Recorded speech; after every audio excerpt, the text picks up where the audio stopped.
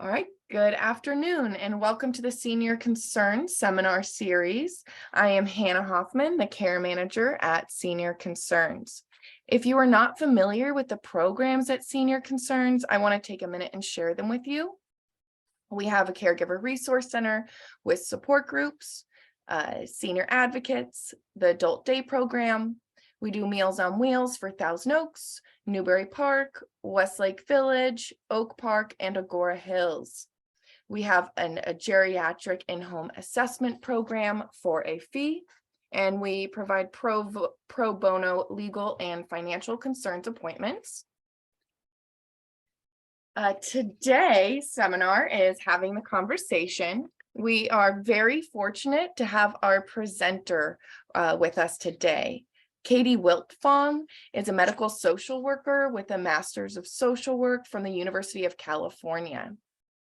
Katie has a background in hospice care and has worked the last several years for Buena Vista Home Health, Palliative, and Hospice.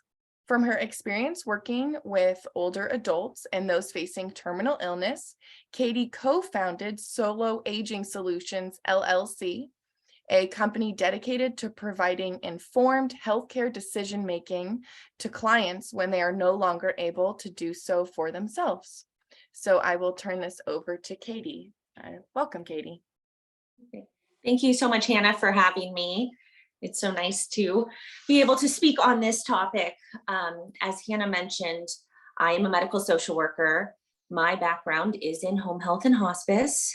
I have worked as well for many years for an estate planning attorney as well, assisting his clients who were coming into the office to work on their estate planning, to be reviewing their advanced healthcare directives, and to be putting their healthcare wishes into writing. And it was from this experience that I began being asked if I would step in and be someone's healthcare agent. And through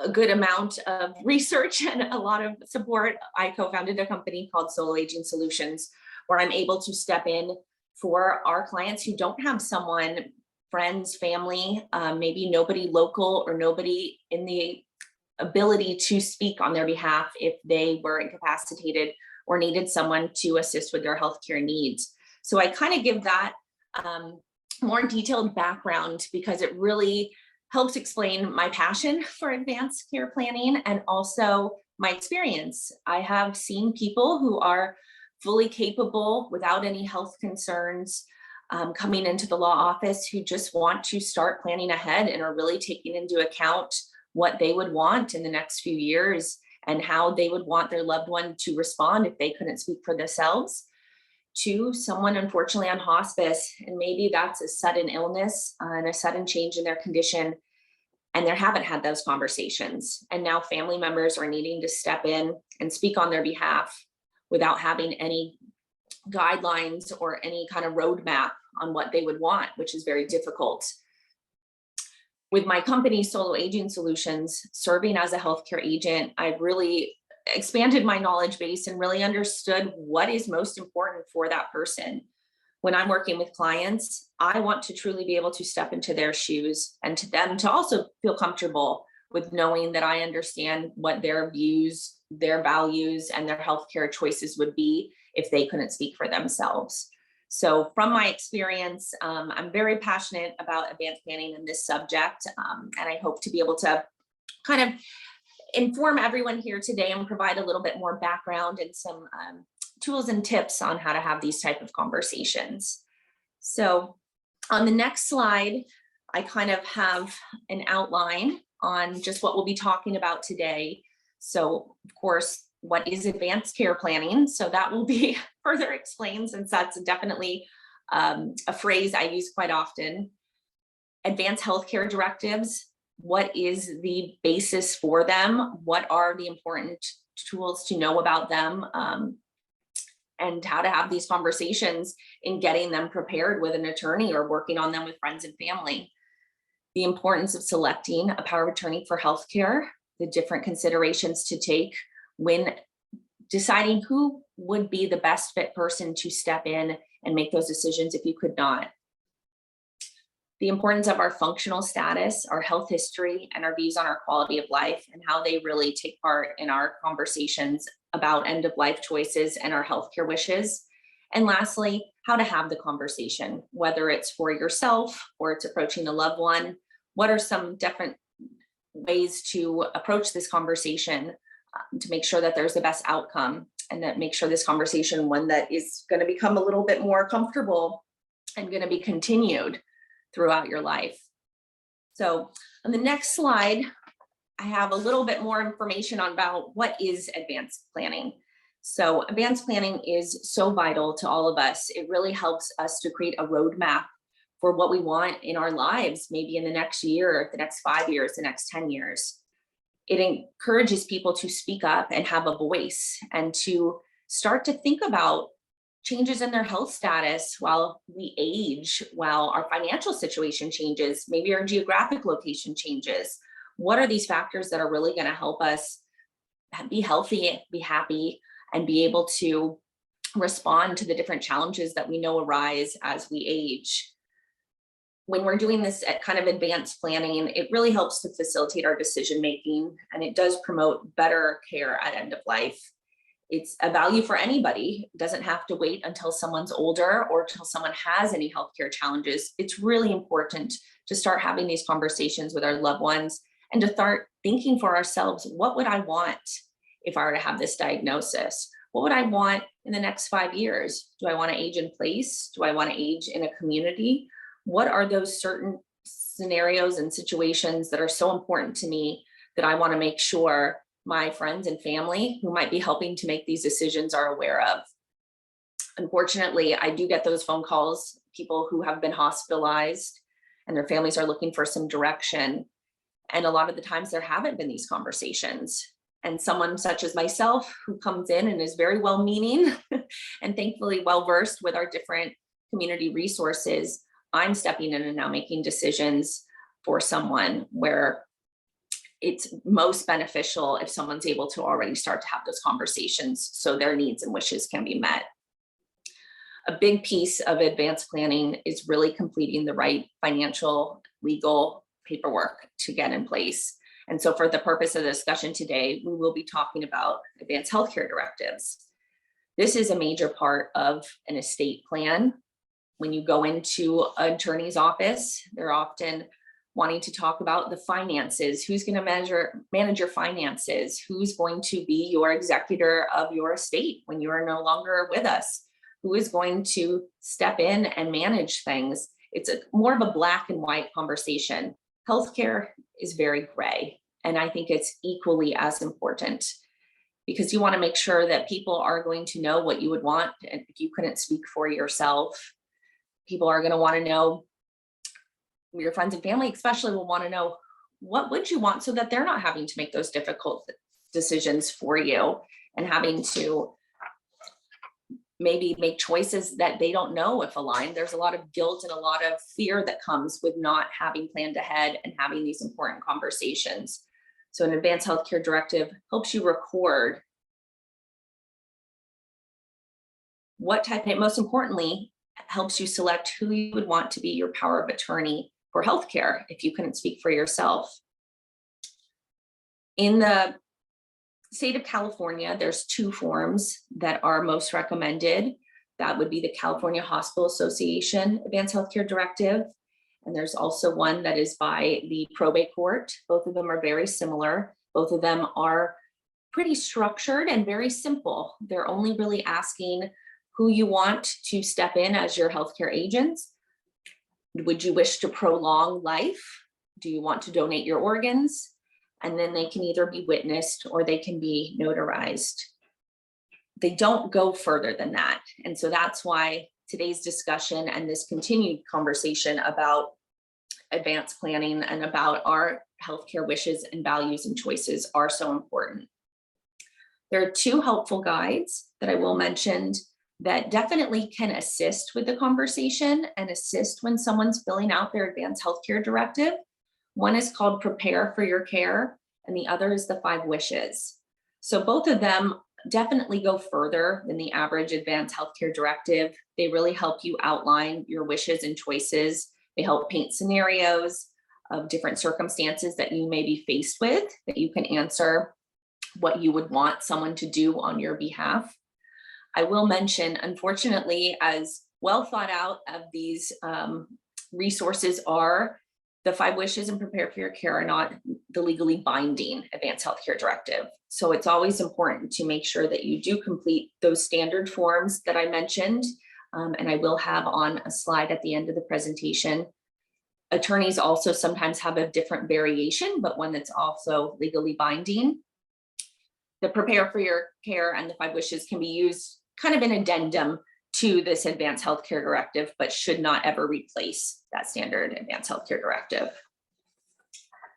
On the next slide, there's some really great advanced care planning principles that have been put out by the American Bar Association that I, year after year, continue to review. And I have not found anything that really helps explain advanced planning as well as these do. The first being the proxy designation, and we're going to expand upon that a little bit further in the next few slides. So proxy and agent, those 2 words can be used interchangeably. They're both meaning that person that is listed on the advanced healthcare directive who's going to make medical decisions for you if you can't make them for yourself. Now, it's always best practice is really to have one person be that first agent, that person who you entrust with your health, the person that you have had these hard discussions with about your healthcare wishes. Some people think about putting 2 people who are kind of in tandem. And the difficulty with that is there needs to be agreement always between those 2 people, which can sometimes create a little bit more friction and a little bit more delay in care. The easiest way to make sure that you do have that kind of safety net is having a person be listed as the alternate agent. So in the advanced healthcare directive, you can list the first person who you feel would be able to step into your shoes and speak on your behalf. And then you can have an alternate agent or 2 alternate agents that would step in and know your wishes if that first person, for whatever reason, was unavailable or unable to act on your behalf. Advanced care planning is an ongoing process. It is not a one-time conversation. Most people wish it was a one-time conversation because it can be a little difficult to talk about these situations and scenarios that may happen to us in the future. A lot of people do not want to talk about death, do not want to talk about incapacity, but it's such a gift to have these conversations so that if and when these circumstances do happen, you know that someone is speaking on your behalf and you know that those in your life are going to follow your wishes. Advanced planning should continuously be reviewed as we age and as our values, our views, we can consistently evolve, and so should our advanced care planning. Our values and our goals and priorities are really paramount in these type of discussions. And further on, I will kind of be talking about how to start these conversations and some of the ways that I approach my clients. When I'm having these conversations and I'm using more of a structured approach and I'm talking about different scenarios and maybe in a question answer kind of format, the conversation expands so much further than just that one specific scenario that I'm asking about, because it really allows people to open up, to really view what would I want? What do I view as quality of life? What do I value most? What experiences have I already been through that are going to come in and they're going to affect my decision making? So while we can't discuss every single scenario and be 100% prepared for stepping in to be someone's healthcare agent, we can definitely have these type of conversations to understand someone's views and feel that we know mostly what they would have done in that situation. As I mentioned before, prepare for your care and 5 wishes are great advanced care planning tools.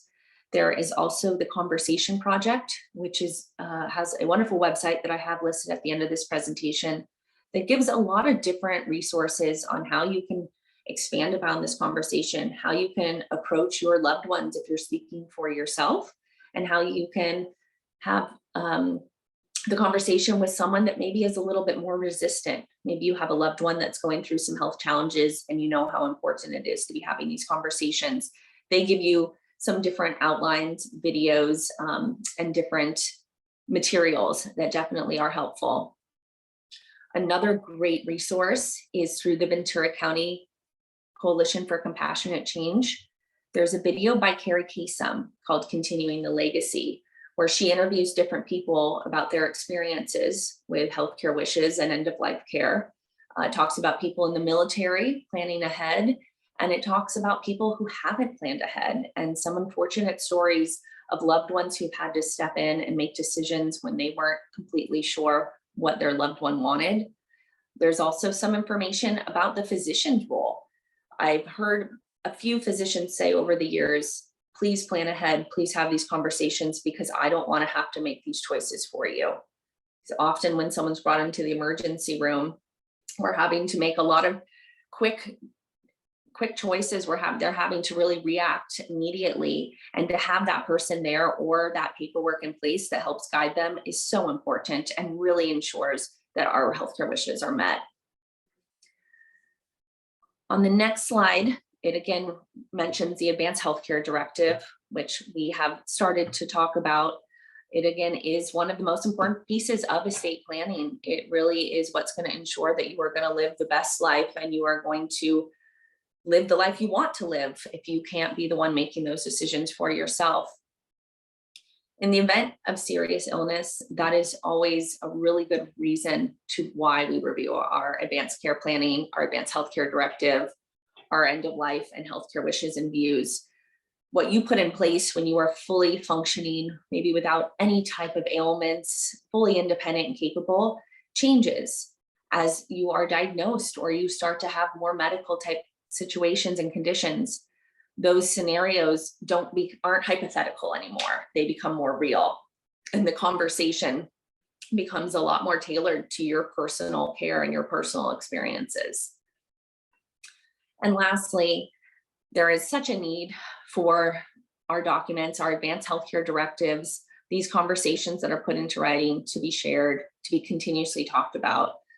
So often someone goes into an attorney's office or gets the paperwork offline, completes it, has it notarized, and then tucks it away in a folder until it's needed.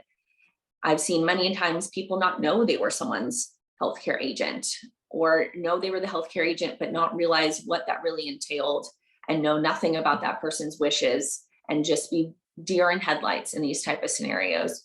So a lot of the goal of the Ventura County Coalition for Compassionate Change for some estate planning attorneys, for physicians and medical communities is really to work towards having more communication so that these conversations go much further than the initial notary stamp and put into the folder, that they're actually talked about with physicians and our loved ones who are going to have to speak on our behalf if needed. So moving on to the next slide, we talk a little bit more about what's so important about selecting a healthcare agent. So in that role, there's a few factors that really should be taken into account. The first one being the age and the health status of the healthcare agent. So often we think of just placing our spouse, or if there's not a spouse, maybe the person, the closest friend to you, or a sister. Oftentimes that person is a contemporary, and so they're around the same age. The problem with that can be that that person might have health challenges prior to your own. That person might not be able to step up and serve in that space by the time you need them to. And so it's always important to really look and make sure there's someone who might be a little bit younger, someone who has, everything always changes, but someone's health status that doesn't have too many healthcare needs, so that you feel confident the likelihood of them being able to be in this role is pretty strong. Geographic proximity and accessibility are so important, in my opinion. Post-pandemic, or still kind of in the pandemic, we've seen so much that we can do virtually, that we can do by Zoom. We are so fortunate for that technology, but it doesn't take away from the feet on the ground, in-person support and advocacy that a healthcare agent sometimes has to do. I have seen several times where a sibling, a friend, someone is put in a position where they aren't local, they haven't seen this person. And when there's a sudden event and they're being asked to make healthcare decisions, It's so hard to really know what to do when they're not here, when they're not there, seeing the person, being able to really interface with the physicians. It's also much easier to talk to doctors and to advocate for someone and elect or not elect certain types of care when you're there, feet on the ground, versus someone who's just going to be called and consulted by phone. The agent's willingness to follow instructions that might not align with their own is also extremely important.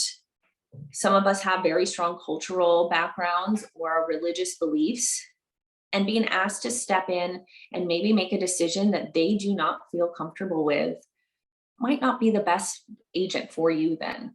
It's so important to make sure that that person is going to be able to kind of step out of their shoes and into your own, and that to be your instructions to be followed through. It's also important for the agent to be able to put emotions aside and separate them out when having to follow your healthcare wishes. For this reason, I have seen a lot of adult children who don't feel comfortable stepping into this role because they say, I don't think I could ever withdraw life support, or I don't think I could ever not elect to do something that could be life-saving, even if that was against their parents' wishes. So for that reason, it's always important to make sure, are you comfortable? Are you able to do this for me? Here are my healthcare instructions and wishes. Is this something you would be able to follow through? And really making sure that that person has a voice too and is able to tell you yes or no, instead of kind of just being placed in that position and it not being the best fit. Not everyone is comfortable in a hospital setting or having medical type conversations. Some people do get that white coat syndrome where you get very anxious and nervous. And people have experiences in hospitals that can be traumatic, that can cause a lot of stress and a lot of anxiety. And so putting someone in that role as a healthcare agent might also not be the right fit. Lastly, awareness of your baseline, I think, is just such an important factor. By baseline, I mean kind of your typical functional status. So we think of ourselves as we're at this same kind of level ground, and then we get sick and it kind of dips down a little bit. We're more lethargic. We have some symptoms we're dealing with.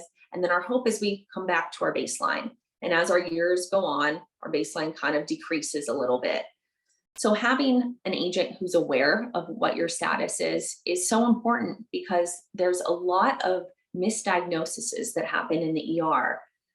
A urinary tract infection can cause delirium, can cause sudden onset of confusion. Medications can cause dizziness and confusion. Dehydration can cause delirium, make someone feel more disorganized. And so often when older adults are brought into emergency room, the immediate thought is they have dementia and we're treating them as someone who has a cognitive deficit. But if you have that agent present who says, no, they were never confused, they were never forgetful, this is a brand new symptom, then your likelihood of getting treated for whatever is causing this change is going to be much quicker than the physicians and nurses assuming that you have some type of dementia-related illness. So moving forward, on the next slide, we'll talk a little bit more about how to really set the foundation of the conversation. And that usually is taking account of our health status and our health history. Sometimes we have had experiences and diagnoses that have stayed with us. We've had surgical procedures, we've had a cancer diagnosis and treatments. And all of these experiences are a great point of reference because they help us understand the medical world, and they help us understand our own background views, and also those of our loved one if we're helping someone with this next step in this conversation, because they affect our decision-making and our potential recovery. They also exhibit more fears and concerns that I think should be addressed when having these type of conversations. When we think of our current health status, it's so important to also take account, what is my functional status, or what is my loved one's functional status? Can they walk? Can they bathe themselves? Can they move around? Do they need any assistance? Cognitively, are there some delays? Is there some forgetfulness, some mild cognitive impairments? Really setting a basis for what that person's current status is so helpful as we talk about having that conversation of end of life and healthcare wishes, because it kind of sets a basis of here's how I am right now, and here's what I would want to return to. So I might elect to have this, or I might not elect to have this, based on being able to return to my current baseline or my current functional status. Equally important, I believe, is everyone's own definition of quality of life. So the criteria that I mostly see when I ask someone, what do you view as quality of life, is someone's ability to get around on their own, their mobility, their ability to care for themselves with their activities of daily living. Maybe that be bathing, toileting, dressing, transferring out of bed. The pain management comes into play quite often because we don't think of having good quality of life if we are in pain. Our ability to socialize with our friends and family, and our mental acuity, which really comes into play with being able to make our own needs known and being able to speak for ourselves. Most people have very strong feelings about what they view quality of life and what they don't view quality of life as. And this is continuously changing as we age and as we experience different unfortunate changes to our health status and more limitations. It's always important to ask someone, what does not having quality of life look like? Sometimes that's a little bit easier to answer. There's always a big distinction. Sometimes I use the example of dialysis. If someone is having renal failure and needs to go to dialysis 2 to 3 times a week, I've had clients who say, oh, well, that would give me something to do. I'm sure I'd make a lot of friends with everyone at the dialysis center. And yeah, sign me up. I'm fine. I don't think that would disrupt my quality of life. And I've had other clients who say, absolutely not. I do not want to live my life going to the dialysis center. I don't want to have that schedule every single week. So it's very interesting, everyone's own perception of what quality of life is, and kind of the different scenarios that help you understand and help you kind of just paint that little bit of a roadmap when starting to think about what your healthcare and possible end of life wishes are. So moving forward and talking about kind of starting the conversation, if you are starting a conversation for yourself and you're gathering your friends and your family, it's so important to be so mindful of their reactions. A lot of people are very resistant to starting this conversation, and that's really something to take into account. If someone is uncomfortable having this conversation, they might not be the right person to be your healthcare agent. Because I know for myself, I am chomping at the bit when I'm talking to my clients and people that I'm going to be serving in that capacity. I want to know as much as possible because I want to feel so comfortable making healthcare decisions. And so having these type of conversations, you can really start to understand people's limitations and maybe their hesitancy to be in that role. It's always great to use the different tools from the Conversation Project, from the video by Carrie Kasem, sometimes saying to friends and family, oh my gosh, I was just looking up this and what are your thoughts? And then slowly easing into that conversation. When you are addressing a loved one so that they can really give their own perspective and healthcare wishes, it's really important to understand their health history and where they presently are in their healthcare status. So those fears, those concerns, and maybe their beliefs that you know of that are going to come into play. It's so important to really meet someone where they are in this scenario, because these are hard discussions. And especially if you're talking to someone who's already started having some health challenges or maybe has a new diagnosis, these are going to become very real. These conversations are not going to be these kind of scenarios. They're going to be more factual information, and everything's going to be based off of what they're currently experiencing. So it's so important to be aware of our own preconceived ideas and to also not have too strong of an agenda. It's something that needs to be done. It's something that is so important to be completed, but it's a conversation that does have to develop over time. I use different scenarios and guided questions when I'm talking about healthcare wishes, because I think they create a little bit of a roadmap. I think they give us a little bit of a guide. You're not having to think of, oh gosh, what are the circumstances, or oh, what do you think of this or that? they kind of help the conversation naturally flow. But as we talked about a little bit before, they are not the end all be all, because we can't prepare for every scenario that's going to happen.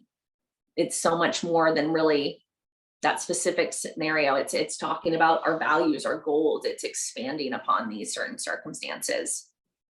So for some people, when I'm approaching this subject, and if there's a little bit of hesitancy or people don't know really where to start, I like to kind of use a grabber sentence, if you will, and kind of say, okay, question. A physician says you need a life-saving procedure, but there's a 50% chance if you will survive. What would you do? And most people, I'd say 99.9% of people kind of stop and they say, well, that depends. And I always say, perfect. What does that depend on? And once you kind of start going through, well, it would depend if I'm in my current status right now, but if I had this, or this, I don't think I'd want that surgery. Or, well, I already know I have this diagnosis and I already know that I am not a great candidate for surgery. So I don't think I'd want to have that. But if it was a procedure like I had before, I might be more accepting of it. So it really helps kind of set the stage a little bit when I ask that question. And it kind of helps people understand, we can't fully plan ahead, but we can definitely start to think, and people's responses, start to come out. People get more comfortable when they're kind of given this hypothetical scenario. On the next slide, we talk more about some actual questions and dialogues that you would see if you were doing an advanced healthcare directive, or if you were working on this in physician's office and they had more of a outline. CPR and resuscitation are really big factors that need to be discussed, because they are what we think about when we think about having to make sudden choices for one another. In asking someone, if your heart were to stop and you need resuscitation, would you want CPR? That question is going to change for someone who is fully independent without any real healthcare challenges to someone who might be on hospice, who we know the reason why their heart is going to eventually stop. And we know that even if we get the heart started again, that disease process and that body slowly shutting down is still going to be there. So these conversations, I think, are so important to be had sooner than later, because by the time someone maybe does have a diagnosis, they've already thought about what they would want. And these questions aren't as overwhelming and scary because people have had time to really kind of explore what their choices are. We see a lot of the times in the news, Terry Schiavo. We see these people who, the stories of these tragic circumstances where these conversations weren't had and where people were placed on a ventilator. And there was argument on when to remove that life-sustaining support. I think this is what most people think of when they think about having these type of end-of-life conversations. And they're very important to have, because these are scenarios that could happen, unfortunately, very suddenly. There could be a sudden cardiac event, or there could be a car accident. And now your loved one is being asked, what do you want? And these are the circumstances that most people think of, that we all typically have very strong opinions of what we would want. But if we haven't been able to speak up and discuss these circumstances, it puts a lot of pressure on that person as your healthcare agent to be able to speak on your behalf. People range from, want to be placed on life support only if it's temporary, only if there's maybe a surgical procedure and it's needed for the body to regain a little bit of strength, but having parameters, in terms of what is the likelihood to be able to really return to my former self, my former baseline. Other people want that fighting chance, and they want, to be given every chance they have to regain their former self, even if it's going to take some time. The question of looking at someone's brain activity, all these considerations are so important to start to kind of dive into, so that if someone ever does have to speak on your behalf, that there is a little bit of understanding about what you would want. On the next slide, the next circumstance that comes up quite often is artificial nutrition. And this conversation is very different when you have had maybe an illness and you can't, for whatever reason, take in food by mouth. Then the decision's made if you would want a feeding tube. Some people see that as not a disruption of life, that they could go on and they could receive their nutrients through a feeding tube. Other people feel that that is something that would really change their quality of life, and that might not be something they want for themselves. A big question that comes into play for those who have dementia, Alzheimer's, a type of cognitive deficit is nutrition, because unfortunately, as the disease progresses, people are unable to really take in food by mouth. We lose our ability to swallow, or we have issues swallowing, and so we might aspirate. So it might become dangerous for us to take food in by mouth. And a decision is usually asked by the power of attorney if someone would want artificial nutrition or not. This is a difficult decision for a lot of people. I've had a hospice patient who was in a different county many, many years ago, who had 9 children, 1 son and 8 daughters, and the son was the power of attorney. The 8 daughters were all in agreement she would never have wanted a feeding tube, because for about 3 years, she stayed in a almost coma-like, non-responsive, did not speak, opened her eyes, in and out of alertness type state. And she was sustained by a feeding tube. Her daughters felt very strongly that's not what she would have wanted, but her son wanted that for her. And so in looking at scenarios like this, it's so important, again, to make sure that healthcare agent is the right fit and that these conversations have been had, so that if that wasn't her wishes, hopefully those conversations could have maybe prevented that type of scenario. So these are just kind of 2 basic different sections that can be discussed, and different topics that come up when we talk about end-of-life wishes in healthcare, and ways that someone could have to speak up for you if you couldn't for yourself. Now, I will say, this is a very generalized conversation and explanation. I think people's religious customs, cultural customs, all really do come into play. And for different people, there's different ways of approaching this subject, and each person knows best. And each person knows that if they wanted to do something in accordance to Jewish law, or if they wanted to talk to a priest, if they knew that their cultural background really came into factor with some of these decisions, I think it's really important to start to explore that, because in those circumstances, there might be very strict criteria on what someone wants for a healthcare wishes or end of life. And having those in writing and having those conversations is just going to ensure that they are honored. So lastly, I have just some lessons that I've kind of taken back from having the conversation through so many years, whether it be with clients to people on hospice. Making that person feel really person-centered is so key. It really needs to be focused on their individual circumstances. It needs to take in apart what someone has already been through, making sure that we're not being too focused on an agenda, and that we're using the different various options that we have, whether we're having a medical provider come in and have that conversation. A lot of people really respect and really trust their physicians. And so this conversation definitely needs to go much further than just with the person making the healthcare decisions. It's always important to make comments to the physician, because if there is a life-sustaining measure needing to be in place, or a life-limiting illness, then the doctor also knows what that person's wishes are. It's an always evolving conversation that does change when we age, when a new diagnosis happens. I have clients who have absolutely no physical impairments, who want everything aggressive, they want a prolonged life. I have clients who are the opposite of that, who say, nope, if I couldn't do everything I can do right now, where'd my quality of life be?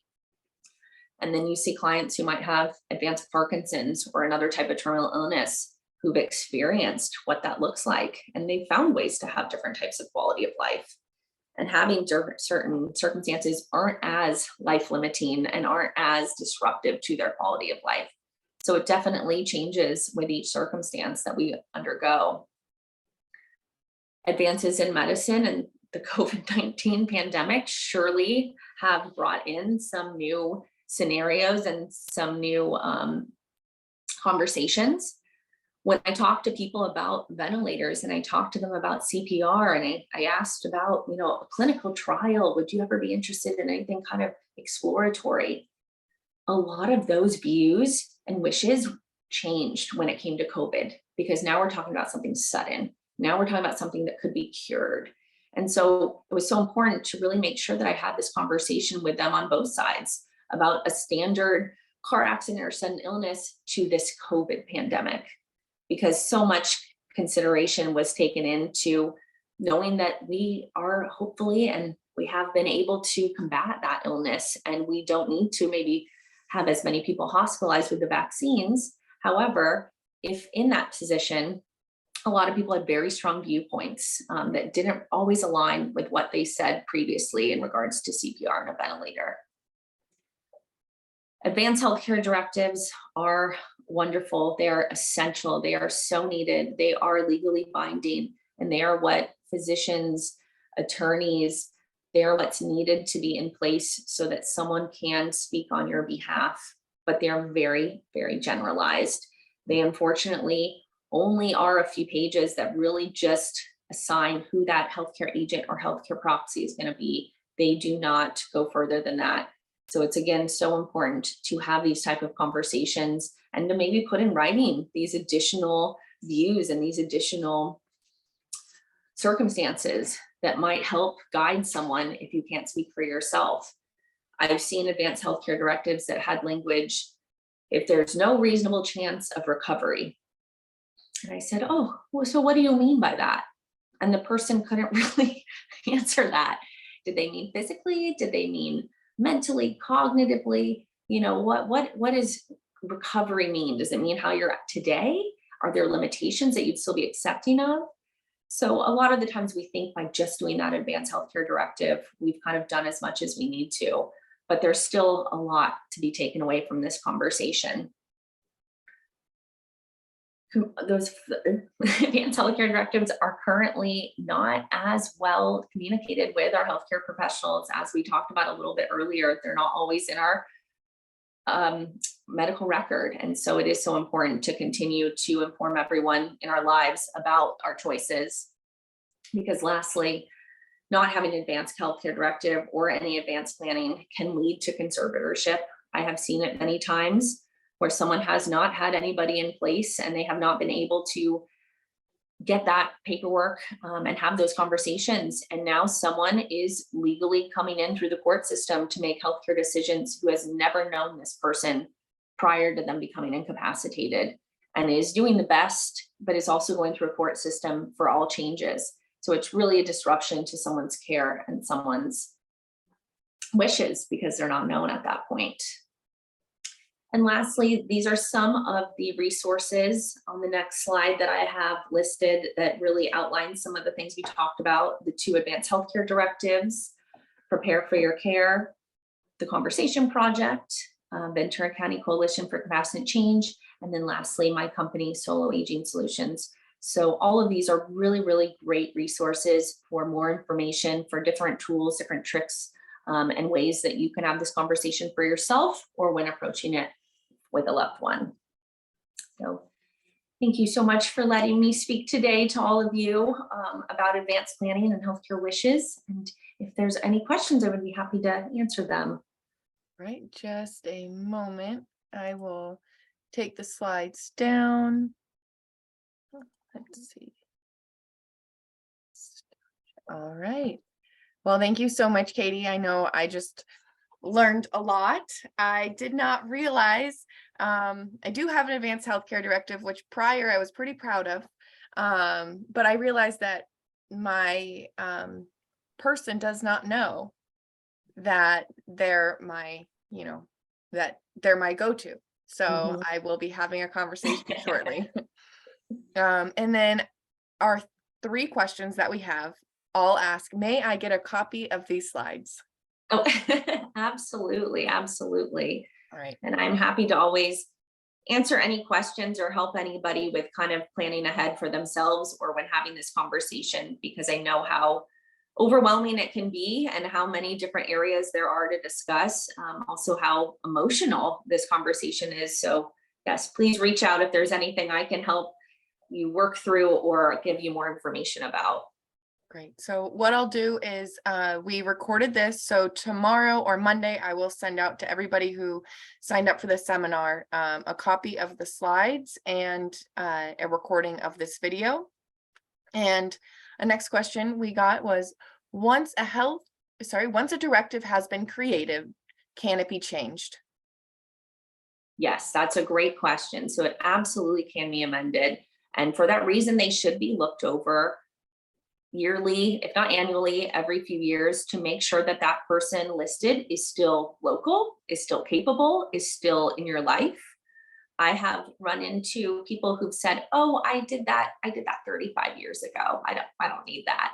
And I say, "Oh, great. So is everybody listed still involved and capable?" And often, unfortunately, there's a lot of changes that end up being made. You know, it's one of those things we hope we can do one time and we can kind of move aside, but definitely they can be redone if they are notarized or witnessed by two people over the age of 18 who are not listed on that advanced healthcare directive. With those new dates, that one will become the legally binding copy of the advanced healthcare directive. Thank you, Katie. And any other questions? All right, well, please reach out. You can reach out to us at Senior Concerns. I know Katie put her information in there, but if you have a question and ask me, I can forward it to Katie. Yeah, thank you so much. And Katie, thank you. I appreciate all your knowledge and sharing it with us. We will thank you so much. And I hope you have a wonderful rest of your day.